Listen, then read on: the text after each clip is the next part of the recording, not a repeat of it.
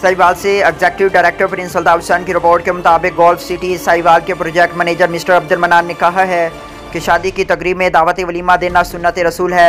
आप सल्लल्लाहु अलैहि वसल्लम के नक्शे कदम पर चलकर अमल पैरा होना चाहिए। ये बात golf city project finance manager अब मिस्टर अब्दुल मन्नान ने एक शादी के मौके पर गुफ्तगू करते हुए की। ये शादी चौधरी इरफान अली के भाइयों चौधरी उस्मान अली चौधरी इमरान अली के थी। मिस्टर अब्दुल मन्नान ने मज़ीद कहा कि फ़लस्तीनी भाइयों औरतों बच्चों बुज़ुर्गों पर इसराइली वहशियाना बमबारी की शदीद अल्फाज में मज़म्मत करते हैं।